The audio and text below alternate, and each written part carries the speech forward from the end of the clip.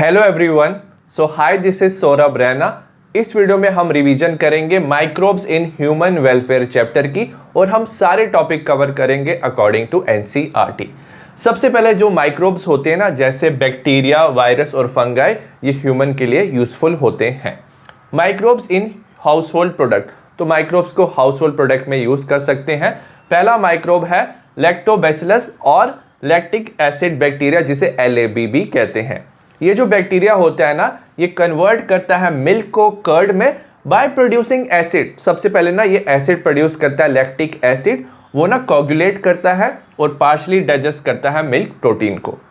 हम क्या करते हैं, स्मॉल अमाउंट ऑफ कर्ड ना ऐड कर देते हैं फ्रेश मिल्क में और इसे हम इनोक्यूलम कहते हैं या हम इसे स्टार्टर कहते हैं। और इसमें ना millions of LAB lactic acid bacteria present होते हैं।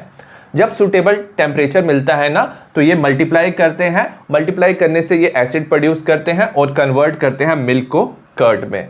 इट ऑल्सो इंक्रीज, और साथ में ये इंक्रीज करता है vitamin B12 in curd. In stomach, जब ये स्टमक में होता है, LAB help to check pathogen, तो ये पैथोजन के कंट्रोल को भी चेक करता है। सेकेंड है बेकर्स यीस्ट, इसे हम सैक्रोमाइसिस सर्वेसियाई भी कहते हैं। It is use to make bread, तो इससे हम ब्रेड बना सकते हैं बाय फर्मेंटेशन ऑफ डो। हम बाकी बैक्टीरिया भी यूज कर सकते हैं। Bacterial fermentation in dough is use to make food item such as dosa and idli. हम डोसा और इडली बना सकते हैं बैक्टीरियल फर्मेंटेशन ऑफ डो से, और ये एक एनारोबिक रेस्पिरेशन है। एनारोबिक रेस्पिरेशन में ना CO2 रिलीज होता है, सो दैट्स वाई जो डो होता है ना, उसकी पफ्ड अप अपीयरेंस होती है due to production of CO2। Toddy जो होता है एक साउथ इंडियन ड्रिंक है। इसे बनाते हैं by fermenting sap from palm, तो पाम ट्री से सैप लिया जाता है, उसके फर्मेंटेशन से टोडी बनाया जाता है। Microbes are used to ferment, microbe से हम बाकी चीजों की भी फर्मेंटेशन कर सकते हैं, जैसे फिश, सोयाबीन, बैम्बू शूट। अब जो चीज है ना, ये ओल्डेस्ट फूड आइटम है जिसे प्रोड्यूस किया जाता है माइक्रोब से। अगर आप स्विस चीज को देखोगे ना, उसमें ना होल्स होते हैं, सो लार्ज होल्स होते हैं due to production of CO2, और इसे बनाता है प्रोपियोनी बैक्टीरियम शर्मानी। जो रॉकफॉर्ट चीज है ना, इसमें क्या होता है, इसे हम राइपेंड करते हैं bye growing A fungus on them, तो इसमें फंगस ग्रो करते हैं, सो एज ए रिजल्ट इसका एक पर्टिकुलर फ्लेवर होता है। नेक्स्ट है माइक्रोब्स इन इंडस्ट्रियल प्रोडक्ट। इसमें हम प्रोडक्शन कर सकते हैं बेवरेज का, एंटीबायोटिक का और इंडस्ट्रियल स्केल। तो इसमें ना हमें ग्रो करना पड़ता है माइक्रोब को वेरी लार्ज वेसल में, जिसे हम फर्मेंटर्स कहते हैं। सबसे पहले है फर्मेंटेड बेवरेज। इसमें भी हम यूज करते हैं सैक्रोमाइसिस सर्वेसियाई, और यहाँ पे इसे हम ब्रूअर्स यीस्ट कहते हैं। It is use in the production of beverage, तो इसमें बेवरेज प्रोड्यूस करते हैं बाय फर्मेंटिंग माल्टेड सीरियल, या तो माल्टेड सीरियल फर्मेंट कर सकते हैं, या फ्रूट जूस को फर्मेंट करके हम एल्कोहल बना सकते हैं, which is ethanol. Depend on the type of the raw material. अब कौन सा बेवरेज बन रहा है वो डिपेंड करता है कौन सा आपने रॉ मटेरियल लिया है and the type of processing जो फॉलो किया। जैसे वाइन और बियर है ना, इसमें अल्कोहल का कंसंट्रेशन कम होता है, तो इसे हम प्रोड्यूस कर सकते हैं without distillation. Whereas whisky, brandy और रम में अल्कोहल का कंसंट्रेशन ज्यादा होता है, इसे हम प्रोड्यूस करते हैं by distillation of fermented broth. तो जो मीडियम है, जहां पे हम क्या कर रहे थे, यीस्ट को ग्रो कर रहे थे, अल्कोहल बन जाता है, तो उसे हम फर्मेंटेड ब्रोथ कहते हैं। सेकेंड है एंटीबायोटिक। केमिकल सब्सटेंस जो है उसे प्रोड्यूस करते हैं कुछ माइक्रोब, एंड ये किल कर सकता है, रिटार्ड कर सकता है ग्रोथ ऑफ पैथोजन, तो इसे एंटीबायोटिक कहते हैं। सबसे पहले बात करेंगे पेनिसिलिन की। ये फर्स्ट एंटीबायोटिक है, इसे डिस्कवर किया था अलेक्जेंडर फ्लेमिंग ने। उसने ऑब्जर्व किया जो स्टेफाइलोकोकाई है, एक पैथोजेनिक बैक्टीरिया है, ये ग्रो नहीं कर रहा है अराउंड ए मोल्ड, और उस मोल्ड का नाम था पेनिसिलियम नोटाटम। ये कुछ केमिकल रिलीज कर रहा था जिसकी वजह से स्टेफाइलोकोकाई ग्रो नहीं कर रहा था, तो अलेक्जेंडर फ्लेमिंग ने उस केमिकल का नाम दिया penicillin. So he extracted penicillin from it. अब जो पेनिसिलिन था ना, उसको इफेक्टिव एंटीबायोटिक बनाने के लिए ना अर्नेस्ट चेन और हार्वर्ड फ्लोरी ने काम किया।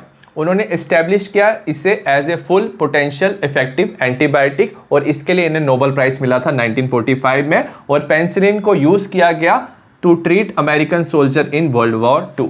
बाकी एंटीबायोटिक का भी यूज किया गया to treat plague, whooping cough, diphtheria and leprosy. Third है chemicals, enzyme and other bioactive molecule. सबसे पहले है ऑर्गेनिक एसिड। एस्परजिलस नाइगर एक फंगस है, ये प्रोड्यूस करता है सिट्रिक एसिड। एसिटोबैक्टर एसिटाई एक बैक्टीरियम है और ये प्रोड्यूस करता है एसिटिक एसिड। क्लॉस्ट्रीडियम ब्यूटाइलिकम एक बैक्टीरिया है, ये ब्यूटायरिक एसिड प्रोड्यूस करता है। और लैक्टोबैसिलस भी एक बैक्टीरिया है जो लैक्टिक एसिड प्रोड्यूस करता है। अल्कोहल की बात करें तो सैक्रोमाइसिस सर्विसियाई जो है ये एक यीस्ट है और ये इथेनॉल प्रोड्यूस करता है। अगर एंजाइम की बात करें ना तो जो लाइपेस है it is used in detergent formulation. तो डिटर्जेंट में लाइपेस हम यूज़ कर सकते हैं। ये रिमूव करता है oily stain from the laundry. Pectinase और जो प्रोटीएस एंजाइम है to clarify bottle juice. Bottle juice में क्या होता है, फाइबर्स होते हैं, तो उनके ब्रेकडाउन के लिए पेक्टिनेस और प्रोटीएस यूज होता है। सो एज ए रिजल्ट जो बोटल जूस है वो क्लैरिफाई हो जाता है। स्ट्रेप्टोकाइनेस एक एंजाइम है, इसे प्रोड्यूस करता है स्ट्रेप्टोकोकस और ये यूज होता है clot buster to remove clot from the blood vessel. अगर ब्लड वेसल में ना क्लॉट आ जाए तो उसको रिमूव करने के लिए स्ट्रेप्टोकाइनेस का यूज होता है। Patient who have myocardial infarction, अगर जिन पेशेंट में हार्ट अटैक होने के चांसेस होते हैं ना, उनकी करोनरी आर्टरी में कम ब्लड जाता है बिकॉज ऑफ क्लॉट, तो उस क्लॉट को रिमूव करने के लिए स्ट्रेप्टोकाइनेस का यूज होता है। नेक्स्ट है बायोएक्टिव मॉलिक्यूल, इसमें है साइक्लोस्पोरिन ए। इसे प्रोड्यूस करता है ट्राइकोडर्मा पॉलीस्पोरम फंगस। ये यूज होता है immunosuppressive agent in organ transplant patient. तो जब ऑर्गन ट्रांसप्लांट करते हैं ना तो उस ऑर्गन को ना इम्यून सिस्टम क्या कर सकता है, अटैक कर सकता है। तो हमें इम्यूनोसप्रेसिव एजेंट चाहिए ऑर्गन को बचाने के लिए, तो हम साइक्लोस्पोरिन ए ले सकते हैं। नेक्स्ट है स्टैटिन्स। ये प्रोड्यूस होता है बाय मोनेस्कस परप्यूरियस, ये एक यीस्ट है और ये जो ब्लड का कोलेस्ट्रॉल है ना उसको लोअर करता है। इट इनहिबिट द एंजाइम, वो इस एंजाइम को क्या करता है, इनहिबिट करता है जो रिस्पॉन्सिबल होता है फॉर सिंथेसिस ऑफ कोलेस्ट्रॉल। तो एज ए रिजल्ट कोलेस्ट्रॉल नहीं बनता है। नेक्स्ट है microbes in sewage treatment. Sewage और जो म्युनिसिपल वेस्ट वाटर है ना, इसमें ह्यूमन एक्सक्रीटा, ह्यूमन वेस्ट हो सकता है या अदर ऑर्गेनिक वेस्ट भी प्रेजेंट हो सकता है। इसमें ना पैथोजेनिक माइक्रोब्स भी प्रेजेंट होते हैं जो डिजीज कॉज करते हैं। So it should not be pass, तो इसे ना हम मिक्स नहीं करते river, streams and water bodies से। It is made less polluting, तो इसका ना हम पॉल्यूशन लेवल को कम करते हैं by passing it through sewage treatment plant, जिसे STPs भी कहते हैं। तो हम म्युनिसिपल वेस्ट वाटर का ना क्या करते हैं, पॉल्यूशन लेवल को कम करते हैं, उसके बाद हम उसे रिवर, स्ट्रीम और वाटर बॉडीज में मिक्स करते हैं। और जो STPs होते हैं इसमें 2 स्टेजेस होते हैं। पहला होता है प्राइमरी ट्रीटमेंट, इसमें हम फिजिकल रिमूवल करते हैं पार्टिकल्स का। सबसे पहले ना हम रिमूव करते हैं फ्लोटिंग डेब्रिस। जो डेब्रिस क्या कर रही होती है, म्युनिसिपल वाटर में फ्लोट कर रही होती है, तो उसे हम सीक्वेंशियल फिल्ट्रेशन से क्या कर सकते हैं, रिमूव कर सकते हैं। Removal of the grit, grit होता है सॉइल एंड पेबल जो नीचे सेटल डाउन हो जाते हैं, उन्हें हम सेडिमेंटेशन से रिमूव करते हैं। The settled solid form the primary sludge, और नीचे जो सॉलिड सेटल हो जाता है ना सेडिमेंटेशन से, उसे हम प्राइमरी स्लज कहते हैं, इसे रिमूव कर देते हैं। The supernatant form the primary effluent, और जो ऊपर लिक्विड रह जाता है ना उसे हम प्राइमरी इफ्लुएंट कहते हैं, और ये जाता है सेकेंडरी ट्रीटमेंट में। सेकेंड है सेकेंडरी ट्रीटमेंट और बायोलॉजिकल ट्रीटमेंट। जो प्राइमरी इफ्लुएंट मिला था इसे हम पास करते हैं large aeration tank. Aeration tank में ना हम एयर पास करते हैं and constantly agitated, agitated means constantly हम उसे क्या करते हैं, मिक्स करते हैं। अब कॉन्स्टेंट एयर से क्या होता है, विग्रेस ग्रोथ होती है यूजफुल एरोबिक माइक्रोब्स की। तो ऑलरेडी ना एरोबिक माइक्रोब्स ना प्राइमरी एफ्लुएंट में प्रेजेंट होते हैं, बट जब एरिएशन टैंक में एयर मिलता है ना तो इनकी विग्रेस ग्रोथ होती है इनटू फ्लॉक, तो ये एक फ्लॉक बना देते हैं। फ्लॉक क्या होता है, जो बैक्टीरिया है ना एरोबिक बैक्टीरिया, वो एसोसिएट करता है फंगल फिलामेंट के साथ, वहां फंगस के साथ एसोसिएट करके एक मैश लाइक स्ट्रक्चर बनाता है जिसे हम फ्लॉक कहते हैं। These माइक्रोब्स, अब ये जो माइक्रोब्स होते हैं ना वो कंज्यूम करते हैं organic matter in the effluent. जो भी ऑर्गेनिक मैटर है उसका ब्रेक डाउन करते हैं, उसको यूज करते हैं, and this reduce the BOD, और इसकी वजह से जो BOD है, biological oxygen demand of the effluent है, वो रिड्यूस करते हैं। अब BOD क्या होता है, the amount of oxygen consumed by bacteria, कितना ऑक्सीजन बैक्टीरिया कंज्यूम कर रहा है to oxidise all organic matter in 1 litre of water. तो 1 लीटर ऑफ वाटर में जितना भी ऑर्गेनिक मैटर है उसको कंज्यूम करने के लिए, उसको ऑक्सीडाइज करने के लिए कितना ऑक्सीजन की रिक्वायरमेंट है, उसे BOD कहते हैं। It is measure of organic matter present in the water, तो ये बताता है कितना ऑर्गेनिक मैटर प्रेजेंट है। अगर ऑर्गेनिक मैटर ज्यादा प्रेजेंट है तो ज्यादा किसकी रिक्वायरमेंट है, ऑक्सीजन की, तो बीओडी भी क्या होगा, हाई होगा। द ग्रेटर द बीओडी, जितना ज्यादा बीओडी होगा, more is it polluting potential, उतना ही वो क्या कर सकता है, पोल्यूशन कॉज कर सकता है, क्योंकि उसमें क्या है, ज्यादा ऑर्गेनिक मैटर प्रेजेंट है। The effluent is then passed into a settling tank where the bacterial flocs are sediment. जो हमने एफ्लुएंट लिया था जिसका बीओडी अभी हमने कम किया, उसको हम पास करते हैं सेटलिंग टैंक में, और यहां पे जो बैक्टीरियल फ्लॉक है ना, वो क्या हो जाएगा, सेडिमेंट हो जाएगा, मतलब वो नीचे बैठ जाएगा, और इस सेडिमेंट को हम एक्टिवेटेड स्लज कहते हैं। The small part of activated sludge, तो हम क्या करेंगे, इस यहां से ना एक थोड़ा सा पार्ट लेंगे और उसे पंप बैक कर देंगे इनटू एरिएशन टैंक, वापस एरिएशन टैंक में हम डाल देंगे। इसलिए डालेंगे क्योंकि जब एरिएशन टैंक में फिर से प्राइमरी एफ्लुएंट आएगा तो ऑलरेडी एक्टिवेटेड स्लज प्रेजेंट होगा, तो इजीली वहां पे फ्लॉक की ग्रोथ हो जाएगी, और जो हम थोड़ा सा एक्टिवेटेड स्लज वापस डाल रहे हैं, इसे हम इनोकुलम कहते हैं। द रिमेनिंग स्लज, और जो बाकी बचा स्लज है ना, उसे हम पंप करते हैं एक लार्ज टैंक में, और इस टैंक को हम एनारोबिक स्लज डाइजेस्टर कहते हैं। इसमें एनारोबिक बैक्टीरिया है जो एयर की एब्सेंस में काम करता है, वो डाइजेस्ट करता है bacteria and fungi in the sludge. Sludge में बैक्टीरिया और फंगाई प्रेजेंट है, तो उसको ये एनारोबिक बैक्टीरिया ब्रेक डाउन करता है और ये प्रोड्यूस करता है gas like methane, hydrogen sulphide and CO2, और इस मिक्सचर ऑफ गैसेस को हम बायोगैस कहते हैं। ये एक इनफ्लेमेबल गैस है। द इफ्लुएंट इज रिलीज्ड, उसके बाद जो इफ्लुएंट बचता है ना, उसको हम रिलीज कर सकते हैं natural water bodies like river and streams. Ministry of environment and forest has initiated, तो मिनिस्ट्री ऑफ एनवायरनमेंट और फॉरेस्ट ने ना गंगा एक्शन प्लान और यमुना एक्शन प्लान लिया है ताकि वो इन रिवर्स को वाटर पोल्यूशन से बचा सके। नेक्स्ट है microbes in production of biogas. जो बायोगैस है ना, वो मिक्सचर ऑफ गैसेस होता है और उसमें सबसे ज्यादा मीथेन प्रेजेंट होता है। It is produce bye microbial activity, microbe की एक्टिविटी से प्रोड्यूस होता है और इसे एज ए फ्यूल यूज करते हैं। कुछ जो बैक्टीरिया होते हैं वो एनएरोबिकली ग्रो कर सकते हैं सेलुलोजिक मटेरियल में, और वो प्रोड्यूस करते हैं लार्ज अमाउंट ऑफ मीथेन, और साथ में प्रोड्यूस करते हैं CO2 एंड H2। तो इन ग्रुप ऑफ बैक्टीरियाज को हम मेथेनोजेंस कहते हैं, और इसमें जो कॉमन बैक्टीरिया है इसे मेथेनोबैक्टीरियम कहते हैं। They are also found in anaerobic sludge, हमने अभी पढ़ा था एनारोबिक स्लज में भी ये प्रेजेंट होते हैं ड्यूरिंग सीवेज ट्रीटमेंट, और ये बायोगैस प्रोड्यूस करते हैं। These bacteria are also present in rumen, तो ये र्यूमन में भी प्रेजेंट होते हैं। कैटल के र्यूमन होता है पार्ट ऑफ द स्टमक, वहां पे ये सेलुलोज का ब्रेकडाउन करते हैं और न्यूट्रिशन प्रोवाइड करते हैं कैटल को। द एक्सक्रीटा, जो एक्सक्रीटा होता है या डंग ऑफ कैटल, जिसे हम गोबर भी कहते हैं, वो ना रिच होता है इन बैक्टीरिया में। सो दैट्स वाई हम डंग यूज कर सकते हैं टू जनरेट बायोगैस, क्योंकि उसमें क्या होता है, ये बैक्टीरिया प्रेजेंट होते हैं। क्योंकि हम डंग से बायोगैस बना रहे हैं, सो बायोगैस को हम गोबर गैस भी कह सकते हैं। नेक्स्ट है बायोगैस प्लांट। बायोगैस प्लांट ना बनता है एक कंक्रीट टैंक का जो 10 से 15 फीट डीप होता है, इसे हम डाइजेस्टर कहते हैं। इसमें बायो वेस्ट जो भी होता है कलेक्ट करते हैं। Slurry of dung is fed, slurry of dung क्या होता है, डंग के साथ हम वाटर को मिक्स करते हैं और हमें पता है डंग में मेथेनोजेंस होते हैं। एज ए रिजल्ट ये डाइजेस्टर में जाता है। The floating cover placed over the slurry, तो स्लरी के ऊपर ना फ्लोटिंग कवर मतलब एक गैस होल्डर होता है which keep on rising as the gas is produce by the slurry. जब स्लरी का क्या होता है, एनारोबिक डाइजेशन होता है, बायोगैस बनती है और वो कलेक्ट होती है गैस होल्डर में, और गैस होल्डर क्या करता है, राइज करता है। The biogas plant has an outlet which is connected to a pipe, तो यहाँ पे आउटलेट होता है, पाइप से कनेक्ट होता है और इससे हम बायोगैस सप्लाई कर सकते हैं नियर बाय हाउस में।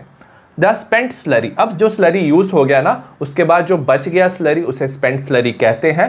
It is remove through outer outlet, outer outlet से रिमूव करते हैं। स्पेंट स्लरी को हम स्लज भी कहते हैं और इसे एज ए फर्टिलाइजर हम यूज कर सकते हैं।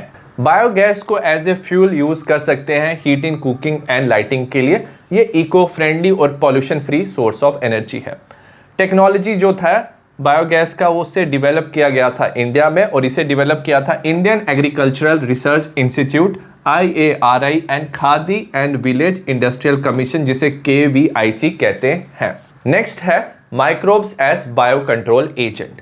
बायो कंट्रोल क्या होता है, it is the use of biological method, हम ना माइक्रोब्स का यूज करते हैं for controlling plant disease, plant की डिजीज को कंट्रोल करने के लिए या पेस्ट को कंट्रोल करने के लिए। नॉर्मल जो केमिकल पेस्टिसाइड और इंसेक्टिसाइड होते हैं ना, वो किल करते हैं both useful and harmful organism को, दोनों को वो मार सकते हैं और ये पॉल्यूशन भी कॉज करते हैं। इनसे बेटर होते हैं बायो कंट्रोल एजेंट।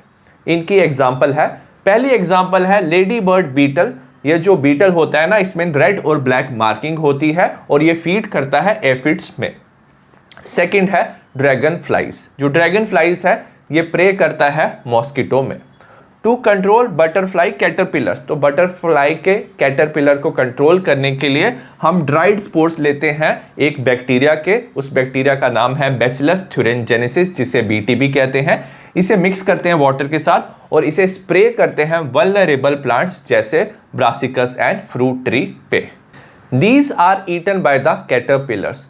जो बैसिलस थ्यूरेनजेनेसिस है ना, उसे कैटरपिलर खाते हैं। इन देयर गट, तो इनके गट में ना बैसिलस थ्यूरेनजेनेसिस एक टॉक्सिन रिलीज करता है और वो जो टॉक्सिन होता है ना, लार्वा को किल कर देता है। द साइंटिस्ट हैव इंट्रोड्यूस, तो साइंटिस्ट ने ना इंट्रोड्यूस किया है बैसिलस थ्यूरेनजेनेसिस के टॉक्सिन जीन्स को प्लांट में। एज ए रिजल्ट क्या होगा, जो प्लांट है वो खुद ही ये टॉक्सिन रिलीज करेगा और अपने आप को प्रोटेक्ट कर सकता है इंसेक्ट से। Example BT cotton. फोर्थ है ट्राइकोडर्मा स्पीशीज। ये एक ना फ्री लिविंग फंगाई है और ये ना कॉमन होता है रूट इकोसिस्टम में और ये भी एक इफेक्टिव बायो कंट्रोल एजेंट है अगेंस्ट सेवरल प्लांट पैथोजेंस। तो प्लांट पैथोजन से प्लांट को प्रोटेक्ट करता है। फिफ्थ है बैक्लोवायरसिस। बैक्लोवायरसिस का जीनस होता है न्यूक्लियो पॉलीहिड्रोवायरस। ये ना अटैक करते हैं इंसेक्ट को और अदर आर्थ्रोपोड्स को। अब ये ना सूटेबल होते हैं for species specific narrow spectrum insecticidal application. तो क्या होते हैं नैरो स्पेक्ट्रम इंसेक्टिसाइडल, मतलब कि एक पर्टिकुलर इंसेक्ट को किल करते हैं और ये स्पीशीज स्पेसिफिक एक पर्टिकुलर स्पीशीज के इंसेक्ट को ये किल करते हैं और इनका कोई नेगेटिव इंपैक्ट नहीं होता है प्लांट्स पे, मैमल्स पे, बर्ड्स, फिशेस पे एंड नॉन टारगेट इंसेक्ट। कुछ इंसेक्ट ना प्लांट के लिए यूजफुल होते हैं तो उन पे ये कोई हार्म नहीं करते हैं। So that's why they are desirable in, ये डिजायरेबल होते हैं IPM के लिए, which is integrated pest management program के लिए ये यूजफुल होते हैं क्योंकि ये कंजर्व कर सकते हैं बेनिफिशियल इंसेक्ट्स को।